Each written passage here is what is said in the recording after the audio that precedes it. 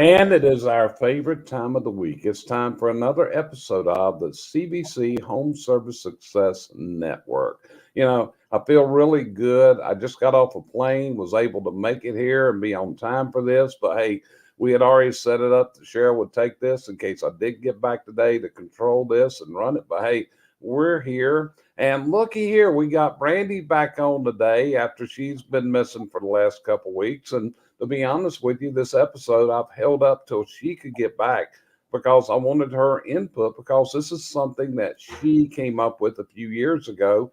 And actually, we did a broadcast on this previously, but it's come to light that this could be a really good gold nugget tool for people to use. And what we're talking about here is what Brandy brought us a couple years ago that's called the stay interview. And to kind of set the stage up why this stay interview is so important, if you're listening to us and you're a manager, more than likely you've come up that one day somebody just doesn't show up for work anymore. And you find out that they quit, went somewhere else. Or you could have the situation of they come in this morning and say, hey, I'm going to be leaving. I found another job. Or they could be turning in a notice, any number of things. But this is the bad side of this. You have invested thousands of dollars to train people. You've brought them up to speed. And we're really concerned with the recruitment process, but I think we equally have to be concerned with the retainage issue and retaining our present employees and keeping them on our team and not losing them to other people. So, Brandon, I'm going to start with you. You called this the stay interview, and it was a process that you kind of perfected there at Fludes Brothers. So, let's tell people, what do you do in a stay interview? Yeah, it's a concept that's been around for a long time. I just don't think anybody in our industry was using it or had picked it up. And so basically, everybody thinks of an exit interview. The employee puts in their 2 weeks' notice, so we do an exit interview. That's a very reactive process. And we're trying to figure out what went wrong. Why are they leaving the company? It's usually formal. A stay interview is more proactive. It's usually less formal, and we're trying to figure out, why do you stay here? What makes you stay here? What would make you leave, so that we can hopefully keep them and not get to the point of doing an exit interview. Got you covered. And Cheryl, one of the things that you've started doing for clients is you are now conducting these stay interviews because what we found is sometimes they're more open with you than they are with the employer. Okay. Because let's face it, the employer is a person that has the ability to hire them and fire them, and many times they hold back. So you've been doing some stay interviews with companies, with entire workforces. So, what's your thought on this stay interview process? Actually, I think it goes real well. I just completed one the other day for a company. I did their last one. And a lot of what each of them said was very repetitive. So if it's repeated by everybody, it's probably one of the bigger problems out there. So as we went along, I could feather in more on the exact questions that was bothering the company. And the thing was, it wasn't just the CSRs or the techs, they were all on the same page. And I began to see where they're getting ready to lose one if they don't do some training, which was number one on everybody's list. Okay. So, what you were able to do in this was actually to drill down and see what the reasons were, why people were dissatisfied, why they were frustrated, and those kind of things. Am I getting that correctly? That's exactly right. And one of my questions, just in general conversation to them, was, so you're not getting the training. They say, we get the training, but I'm not getting what I need. And so I don't think you can train under a whole umbrella. I think you have to train some of the people's specific needs. And I think Brandy will agree with that. I mean, when you're training a full umbrella, you're going to miss someone. Yeah. So, Brandy, let's do a little role playing here. Let's say that I'm the guy that you're doing the stay interview with. What's some of the things that you would ask me in a stay interview if I was your employee? What would you be asking? Yeah, I'm going to do some new ones today because I do think you should mix up the questions. And we've done probably 2 or 3 podcasts on this before with a set of questions. So I'm going to do some new ones today. So, Jerry, tell me, what do you think about on your way home from work? What do I think about on my way home? Well, Brandy, when I think about what I'm thinking about on my way home from work is I want to get home and I want to have a really nice evening and I just want to sit down and watch a movie. That's kind of what's on my mind and get it. It kind of takes me away. Okay. Yeah. And I love that answer because you're not saying that you're thinking about all the how late you're getting home or all the things that you didn't get done today that you wanted to get done. So you're able to separate that and just think about getting I do the same thing. I just want to get home and watch Netflix. What can You want to get home, put on your jammies and I watch do? Netflix. I know. What did you have at your last job that you no longer have here, but you wish you did? What do I have at my last job that I no longer have here? Well, one of the things that I had at my last job was every week they would buy our lunch every week. Mhm.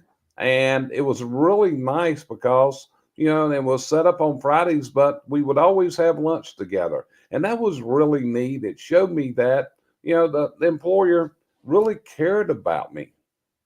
Oh, very good. Okay. And what does your and really if I'm talking to a real actual person, we would even elaborate on that more, but I'm just trying to get through some of the questions for these purposes. So, tell me, what does your family think about you working here?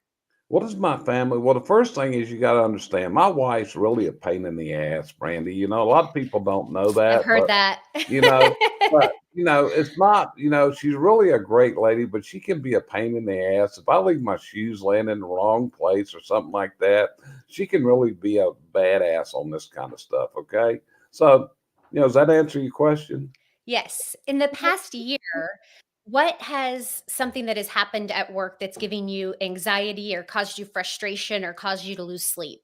What causes me to lose sleep is, a lot of times, one of the things that y'all do here is I think I'm done for the day. And then y'all will call and add another job on. And all of a sudden, I thought I was getting ready to get off. And here I got to go and we got to run an emergency call. So probably that bothers me worse than anything else. Okay, on the opposite end, tell me what the best day has been in the past year. Describe that day that you've had that was like a day you're like, I wish every day could be like this. The best day I ever had, Brandy, was working for you, and it was on my birthday. When I come off, I've never had anybody that made such a thing. Even Jeremy, he had T-shirts printed up with my face on them. It just blew me away. If you were running the company, if this was your company, what would you do differently? What would I do differently? You know, I really can't tell you what I would do differently. I think we got a pretty solid thing here. I mean, it would be really nice if you guys, hey, could fix breakfast once a week or something like that, or this lunch thing, things like that. Maybe that would be the thing. But overall, it's a pretty good company. Okay. And then last question, how do you like to be recognized when you do a good job? Do you prefer money? Do you prefer time off? Do you prefer attaboy? How do you best like to be recognized? Randy, I love attaboys for somebody, patting me on the back. That means more to me than money does. Wonderful. Well, Jerry, I sure appreciate you just being open and honest and vulnerable with me today and taking the time. I've written down all of your comments and I'm going to take these into consideration, especially the lunch one. I think that that's something that we can put in the budget and implement right away. Yeah. So, Brandy, did those questions open up my inner thoughts to you and asking those?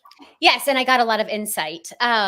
So I'll give you a real life example. My last day interviews that I did here, I you there's no right or wrong way to do a stay interview. I think the only thing I would say that you can do wrong is don't do it during your annual review because that should be something completely separate. The stay interview should be very informal, very, hey, let's go have a coffee. I bring mine up to the loft here and we relax.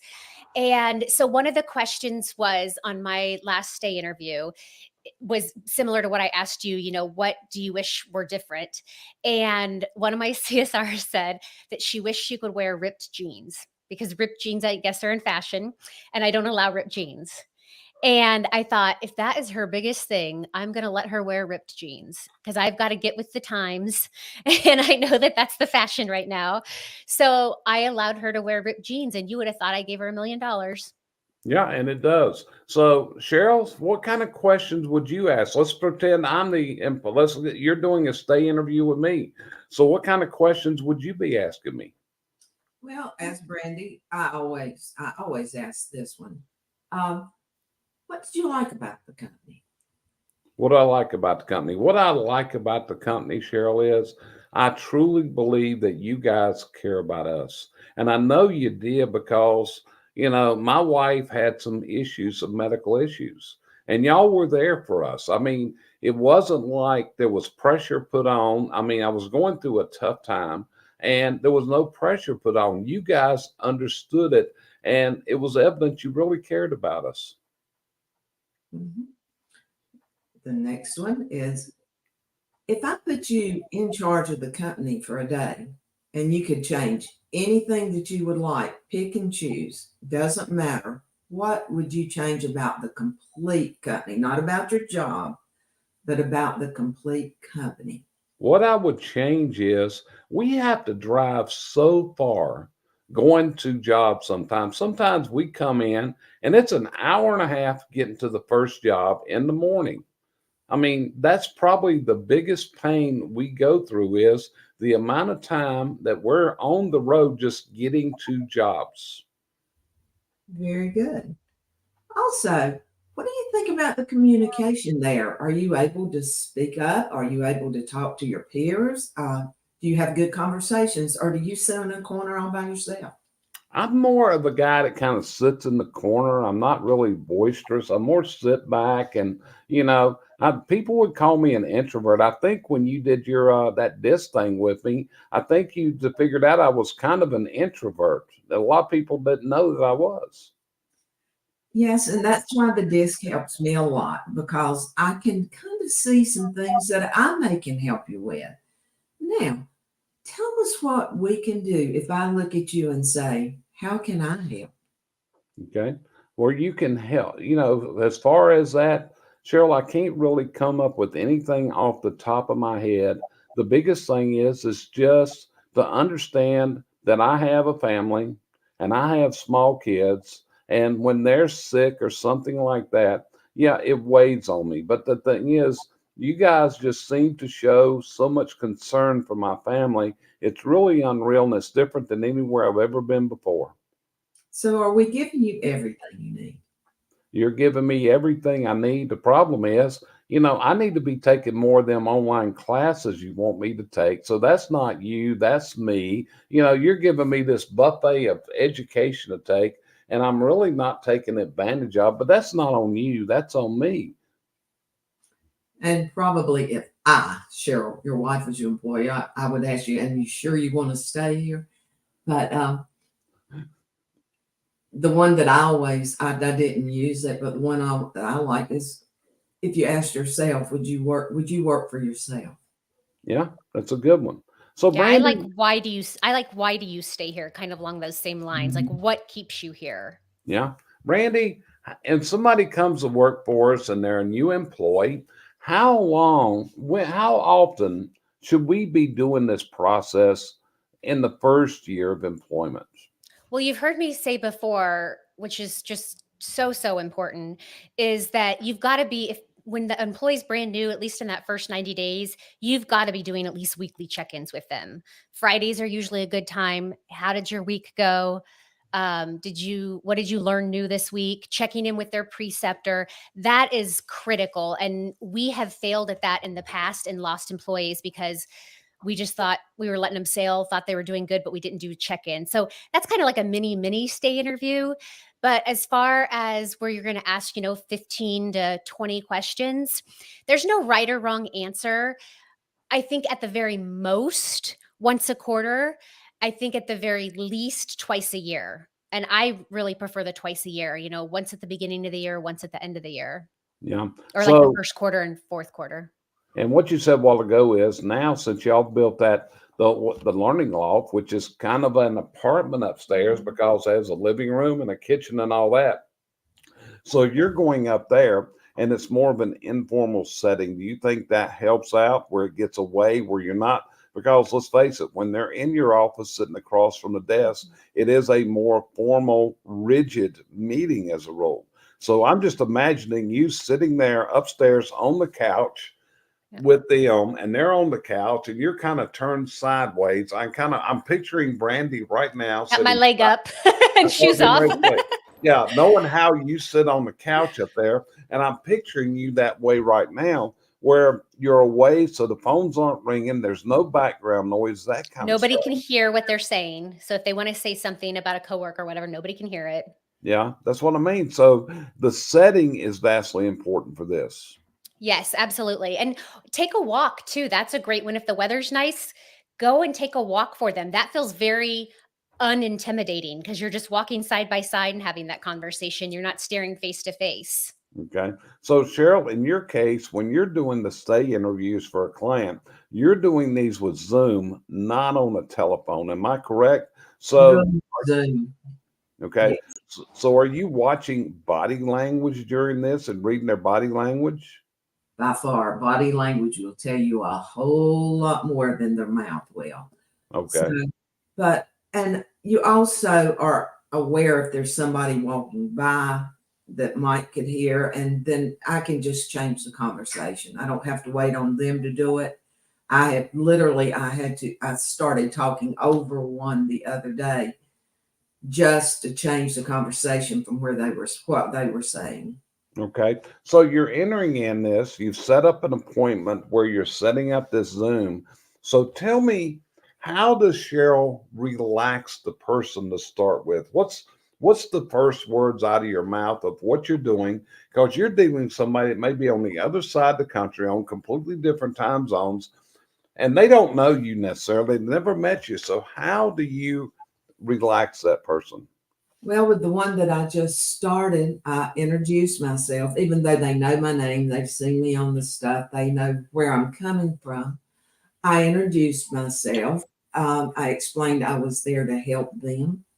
It would to help them and to help the company get benefited by you being here. And then we just use the little old lady talk and get Wait a them. minute. Whoa, you got what's the little old lady talk? Maybe you're getting ready to divulge something to me I've never known, but tell me about the what did you call it? The little old lady talk. The little Um, old lady talk. Okay, so tell me what the little old lady talk is. I'm not interviewing them for a job, so I'll ask them about a child. Like, how's your kid doing? I understand you. I understand you've got a little girl. I try to find out a few things about them before I go in. I understand you've got a little girl. Tell me a little bit about her. Get her off onto being human instead of being sitting there in the office. And a lot of times I can take them down the friendship line. And that's what I'm really trying to do, especially the first time. I want to learn some things for the company, but I also want to learn that person that's sitting in front of me. And so, and I do mine on transcripts on the Zoom, especially. So I can go back before I have another one with them. I will have a lot of food for thought. So I can start and just it can be a nice conversation. We probably talked maybe 5-10 minutes, depending on how much they wanted to talk, before I said, okay, do you mind if I start asking you a few questions?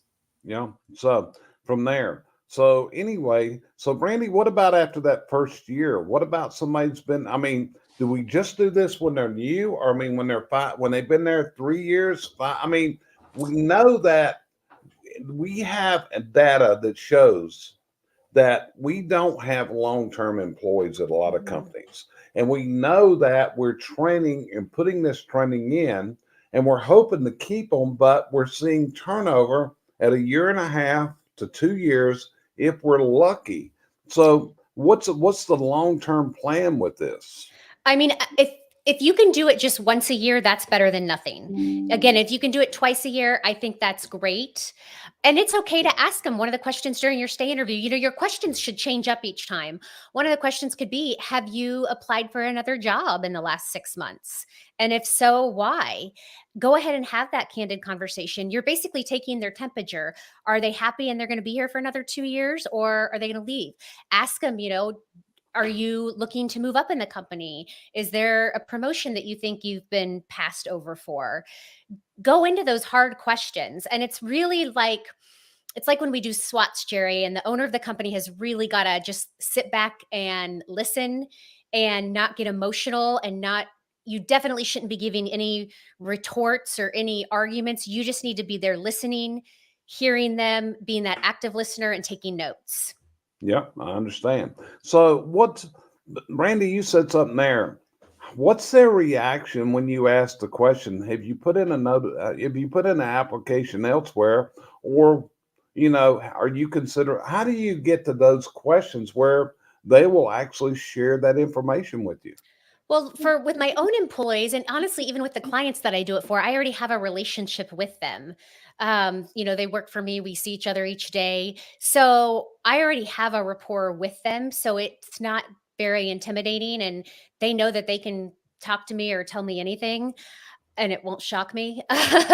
So I don't find it too difficult. Now, obviously, if you don't have a great relationship with them, if there's been some tension, if your culture's not great, it may be a little more contentious. I would ask those questions further down the road, after you've asked them, the simple things like, if you won the lottery tonight, would you come back to work tomorrow?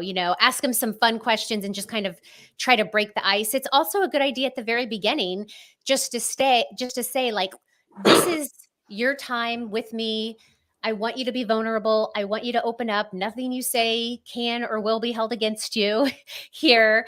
And just let them know that you're really looking for their raw, honest feedback. And I find if you start it that way, people will tell you, people will be very honest with you. I can't tell you how many companies I've done stay interviews for, and I ask that question about, have you looked for another job? And people say, yes, I applied here and there. Or some say, no, I've been offered other jobs for more money, but I don't want to leave because the owner of the company is so great, and I don't think I'll find that elsewhere. And it's kind of like you mentioned doing assessments and analysis of companies. And when I do that, I'm interviewing each of the employees. We're having a 10-minute conversation and where we're actually just asking them some questions. But a lot of it's very similar type of questions, such as, if you own the company, what would you change tomorrow? What would you change about this company? And I think that's a vastly important question to ask right there, of what's there, and listening to people's ideas. And if And you're sorry, go ahead. no, you can't. Go ahead. I'm done. No, I just had a thought. If you're that owner that you're like, I'm just really not comfortable with this. You can hire it out and have like a third party, like Cheryl. Again, they'll be more honest typically with somebody that they don't know as well. But B, it doesn't have to even be like, okay, we're gonna bring you down and set you at the loft. It can be like you're at your morning meeting, and you're going over, what tools you need, and you just ask one of these questions. My husband actually did that today with my field manager, and he just asked one stay interview question, and we got a lot of insight out of that. So there was no formal process. It wasn't that time, but he asked one really good question that is on our stay interview, and we got so much information out of that. Really, that's fantastic. So, Cheryl, one of the things that, like I said, this is one of the services that you are now offering to people. So, if someone was to contact you, what do you need to know from the client in order to conduct a stay interview with their people? Number one, I need to know how many they want to do. I need to know if they're willing to do a DISC assessment on each one of them, because I think that's totally important when you're facing someone. And a lot of times I'll ask, is there anything in particular that you're searching for? Because I want to make sure that if they have some questions they want to ask and they don't feel comfortable, I want to be able to ask them to find out what they can't do or feel like they can't do themselves. Okay. So, folks, there you have it. The stay interview It's a process that can realistically help you retain your people. It can also possibly expose some faults within your company, to be honest with you. And what you've got to do is be willing to accept these opinions because these are their opinions. And this is what I know. If somebody has a poison in their mind that is breeding, poison is contagious, folks. I'm telling you, it is just like a disease that is contagious. But if there's poison, Brandy, would you say that this stay interview allows you to detect if there's poison breeding amongst your workforce? Absolutely. And you brought up another good point. You have to go into this, whoever is conducting the interview, very open minded and not with any preconceived notions and no judgment whatsoever. And see, that's where I think that having an outsider may be the best. I'll be honest with you, Brandy, I know Jeremy very well. I don't know if Jeremy could actually conduct this without his body language exposing his feelings. Am I right or wrong? I mean, after he asked this question this morning, he was in my office with the door shut and we were discussing the feedback he got. So, yeah. How did he take it? He took it a little bit hard in that, this is his baby and he doesn't want anybody to call his baby ugly. But Yeah. he also, once we processed it and talked about it, realized where we had gone wrong. Yeah. And Jeremy Maynard just plugged in there. Good stuff. So, Jeremy, I hope this is some value for you today as you're growing this company you are up in Western North Carolina. I hope this is some good value there and may help you with some of the challenges you face. So, Cheryl, is there anything else you would add in before we sign out from today's broadcast? I just want the employer to know that you can't change everything at once. So as you go through these, you factor out what you can change at the moment. But if you do them and the things that you can change don't change, they don't work. Yeah. And one of my things is when people start talking about change, it's very easy for people to get overwhelmed with too much change going on at one time. And that's why I like the book. There's a book out there called The One Thing. And that's what I tell people when they discover these things that need to be changed. What is the one thing that can make the biggest difference in your company tomorrow? Because you have all these ideas. People come back and they'll go to an event, they'll go somewhere and they got all this stuff flying at their heads. And what you got to do is you got to filter it down and you can't do everything at one time. So, Brandy, is there anything you would add into this? Cheryl kind of touched on it a bit. I would just reiterate follow through. So you have to follow through with that feedback that you get. Obviously, if they're asking for $1 million, that's not reasonable. But if they're asking for something that you can provide and you don't, and then you have another stay interview 6 months down the road, there's just going to be resentment down there. When my CSR asked to wear jeans that had holes in them, I said, I will give you that, but I will not give you writing on your shirts. Let's say, so you can't wear like Nike or whatever shirts. So there was that compromise there. And then I would just add that I won't be here next week. So it was great to see you guys. Yeah. So, okay. So, but now you got to tell me one thing. What was Brandy's issue with the jeans?